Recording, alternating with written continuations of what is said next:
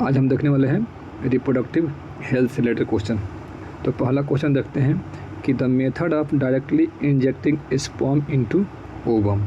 तो ये कौन सा सिंपल क्वेश्चन है कि इंट्रासाइटोप्लाज्मिक स्पर्म इंजेक्शन। इसमें ऐसा ही ऑप्शन ही है कि इसमें कोई ऐसे स्पर्म को डायरेक्टली हम इंजेक्ट करते हैं। ध्यान दीजिएगा, इस सब में हम जनरली गैमेट को इंड्यूस करते हैं, लेकिन ध्यान दीजिए इसमें ये फेमस क्वेश्चन भी है। ध्यान रखिए, कितने बार पूछ चुका है ये फेमस क्वेश्चन, नीट में पूछ चुका है, कम से कम बहुत बार रिपीट किया है। अब आते हैं, लिखा है कि इंक्रीज IMR और डिक्रीज MMR। तो इंक्रीज IMR में क्या होता है कि इन्फेंट जो नवजात बच्चा हुआ है उसका जो मरने का रेट बढ़ जाता है। जो नया बच्चा हो रहा है वो मरने का रेट बढ़ गया है। और डिक्रीज MMR जो भी है मदर जो बच्चा पैदा कर रही है उसके जो मरने का रेट घट जा रहा है। तो इससे क्या इफेक्ट पड़ेगा, तो जो बच्चा होता है वो अगर जल्दी मर रहा है तो उससे क्या होगा, पॉपुलेशन डिक्लाइन करेगा। और यहाँ मदर जो मरने का रेट कम है तो वो डिक्लाइन वो बढ़ाएगी, लेकिन इसके कंपेयर में कम बढ़ाएगी। तो अल्टीमेटली क्या होगा, result in the decline in growth rate. ठीक है, तो इनसे क्या होगा दूसरा। तीसरा होगा intensely lactating mother do not generally conceive.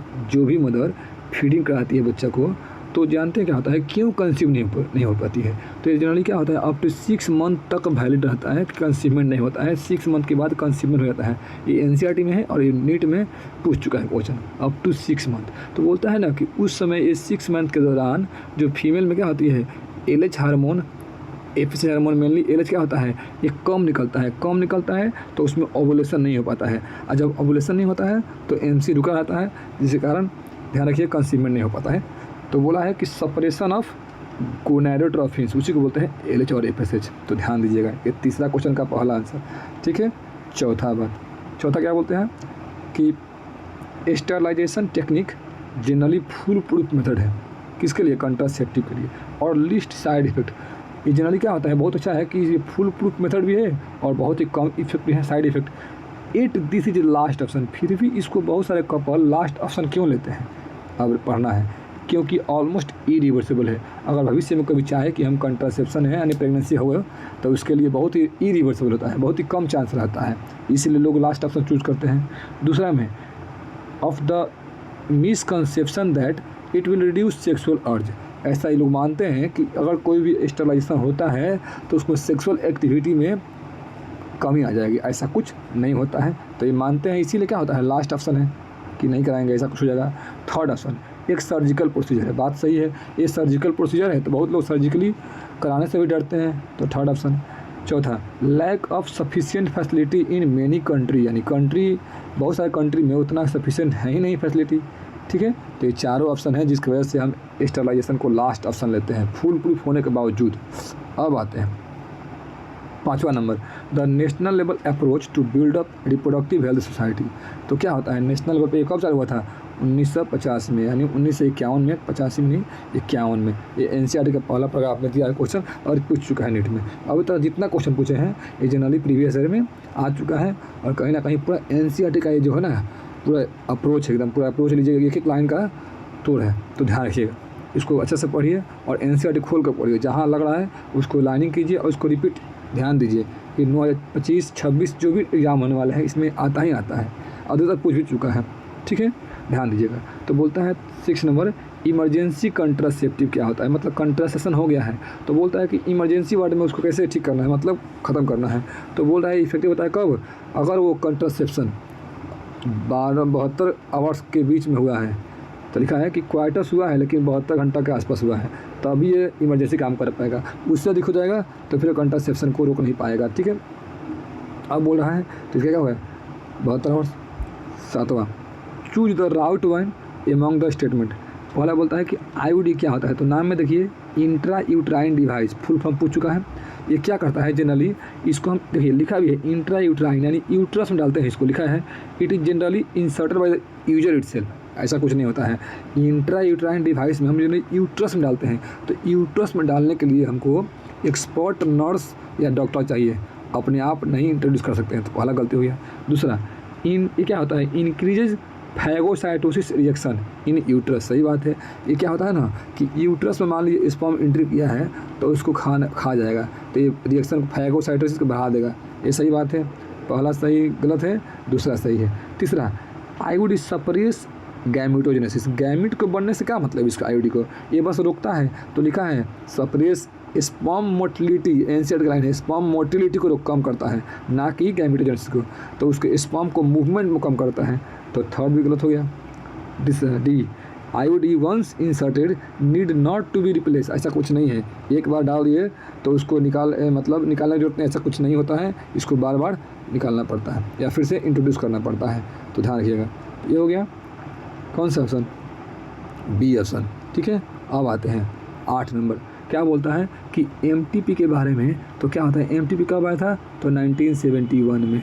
तो ध्यान रखिएगा, इसका क्वेश्चन पूछ चुका है कि एमटीपी का फुल फॉर्म, तो मेडिकल टर्मिनेशन ऑफ प्रेगनेंसी, या इनवॉलेंट्री प्रेगनेंसी, या इंटेंशनल हो गया, या इसी को बोलते हैं इंड्यूस्ड एबॉर्शन। ये सब 5-6 लाइन है जो एनसीईआरटी की लाइन है, एक बार देखिएगा, एनसीईआरटी खोलकर देखिएगा। और सबसे ही हॉट टॉपिक होता है इस चैप्टर का एमटीपी।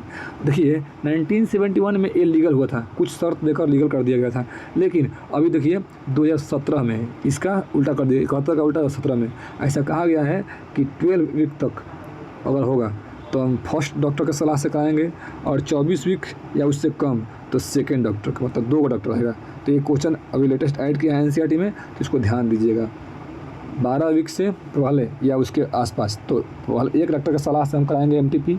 अगर 24 वीक्स होगा या उससे कम होगा तो हम उसको बोलेंगे क्या कि 2 डॉक्टर की सलाह से, क्योंकि रिस्क बढ़ जाएगा। तो ये 2017 में इंट्रोड्यूस किया गया था, ठीक है। अब आते हैं तो पढ़िए, अब क्या बोला है कि एमटीपी के बारे में कि जनरली एडवाइस फर्स्ट ट्राइमेस्टर यानी अप टू 3 मंथ के लिए सेफ रहता है, एकदम सही बात है। और पता ना कितनी बार रिपीट किया है, ठीक है, यानी 12 वीक्स भी बोलता है जनरली।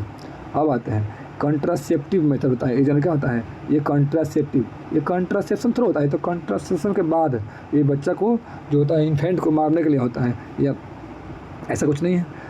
एमटीपी ऑलवेज सर्जिकल, ऐसा कुछ नहीं है। हम जनरली एमटीपी सर्जिकल मेथड से भी करते हैं और केमिकल मेथड से भी, यानी दवा लेकर भी और सर्जरी से भी। तो ये गलत हो गया। अब क्या बोला, यानी सेकंड गलत, थर्ड गलत। MTP require assistant of qualified medical practice, एकदम सही बात है। कोई भी क्वालिफाइड डॉक्टर से ही एमटीपी कराना चाहिए, नहीं तो मदर को और फीटस को दोनों को प्रॉब्लम हो सकता है। तो यानी क्या हो गया, 1 और 4th ऑप्शन, एकदम सही बात है।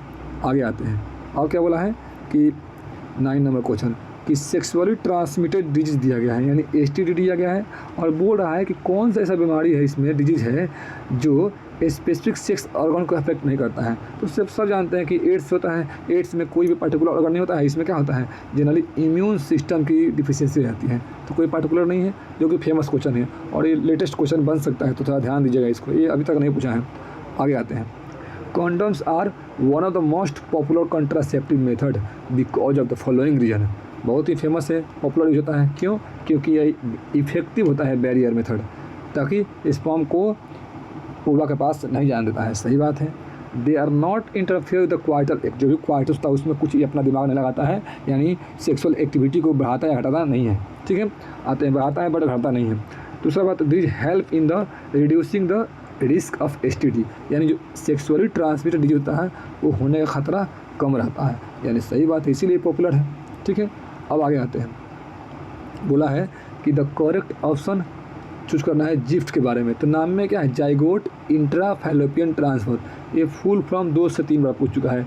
जेड से जाइगोट, इंट्रा नॉट इंटर, तो इंट्रा फैलोपियन ट्रांसफर, यानी कहीं ना कहीं हम जाइगोट को कहाँ ट्रांसफ़र करेंगे, जाइगोट को हम फैलोपियन ट्यूब में ट्रांसफ़र करेंगे, सिंपल बात है। पढ़िए, जाइगोट को ट्रांसफ़र किए हैं फैलोपियन ट्यूब में, और पूरा पढ़िएगा तो दिक्कत हो सकता है। देखिए लिखा है कि zygote is collected from a female donor, female से हम जाइगोट थोड़ी करते हैं, फीमेल से हम ओवा करते हैं, जिसको हम बोलते हैं गैमीट। लेकिन यहाँ दिया है तो ध्यान रखिएगा, ऑप्शन कोई ऐसा कुछ दिया नहीं है, तो इसको अच्छे से पढ़िएगा क्योंकि नीट में डायरेक्ट आएगा, ठीक है। तो क्या हो गया, जाइगोट को इंट्रा फैलोपियन ट्रांसफर में करना है, ठीक है। अब आगे आते हैं, अब क्या बोला है 12 number question, the correct surgical procedure जो कंट्रासेप्टिव मेथड होता है, जो कहीं ना कहीं स्पर्म और ओवम को मेटिंग से रोकता है, यानी स्पर्म निकले ओवा निकले लेकिन उसके मेटिंग से रुके। अब इस सर्जिकल मेथड तो हम जानते हैं क्या, एक होता है वैसेक्टोमी जो हम लोग जानते हैं, जैसे एक होता है टीबेक्टोमी जो एनसीईआरटी में दिया है। ऑप्शन देखिए, वैसेक्टोमी मतलब क्या होता है, भैंस डिफरेंस को कट एंड टाइट करते हैं। अब आगे पढ़िए, यहाँ पर ओवरी डेक्टोमी यानी ओवरी का रिमूवल, हिस्टेरेक्टोमी यानी हिस्ट्रा का रिमूवल, हिस्ट्रा ही बोलते हैं यूट्रस को, ये पूछ चुका है नीट में। तो हिस्ट्रा मतलब यूट्रस, यानी यूट्रस का रिमूवल, ओवरी का रिमूवल। और कास्ट्रेशन मतलब क्या होता है, टेस्टिस का रिमूवल, टेस्टिस का रिमूवल। एक बार ध्यान दीजिएगा। तो इसको हम निकालना, तो ये तो मान लीजिए अगर ओवरी निकाल देंगे, तो ओवरी अगर निकाल देंगे तो जनरली ओवरी से ओवा ही नहीं बनेगा, हमको ओवा बनाना है, स्पर्म बनाना है, बट स्पर्म को मिलने नहीं देना है। तो एक ही है वैसेक्टोमी। तो ध्यान रखिएगा, इसका आंसर क्या हो जाएगा, थर्ड आंसर हो जाएगा। अब आते हैं, थर्ड ऑप्शन हो जाएगा। अब है 13 नंबर, डायफ्राम। डायफ्राम क्या होता है, फीमेल कंडम होता है, डायफ्राम हो गया, सर्वाइकल कैप्स हो गया, वॉल्ट्स हो गया, ये सब क्या है, कॉन्ट्रासेप्टिव मेथड जो फीमेल यूज करती है। ठीक है। अब बोलता है करेक्ट ऑप्शन चूज करना है। They are introduce in the uterus, नहीं, इंट्रा यूट्राइन डिवाइस को मतलब होता है वो यूट्रस में करते हैं, इसको तो हम वेजाइना के थ्रू सर्विक्स में करते हैं, सर्विक्स में। तो पहला गलती हो गया। दूसरा, they are placed cover the cervical, एकदम सही बात है, सर्विक्स में। They act as physical barrier for sperm entry, एकदम सही बात है, स्पर्म एंट्री को फिजिकली रोकता है। और they act as spermicidal agent, नहीं, स्पर्मिसाइडल क्रीम्स अलग से यूज़ करते हैं। तो क्या हो गया, ए और फोर्थ खत्म हो गया, यानी क्या हो गया, बी और सी, यानी 2 और 3। ठीक है। तो इसको एक बार अच्छा से देखिए शुरू से अंत तक, और प्रीवियस ईयर खोल कर रखिए और मिलाइए कितना अधिकतर क्वेश्चन पूछ चुका है। अधिकतर 13 में 13 क्वेश्चन पूछ चुका है, आपको देखने को मिलेगा। और साथ में एनसीईआरटी का फुल प्रूफ रिवीजन है, इसको आप 13 क्वेश्चन मत मानिए, इसको पूरा आप एनसीईआरटी का सार हो गया। ठीक है, ध्यान रखिएगा। तो इसको बनाइए और आगे देखते हैं, इसके बाद जो भी होगा, इसके बाद हम जेनेटिक्स का फर्स्ट पार्ट लेकर चलेंगे। तब तक के लिए थैंक यू, धन्यवाद।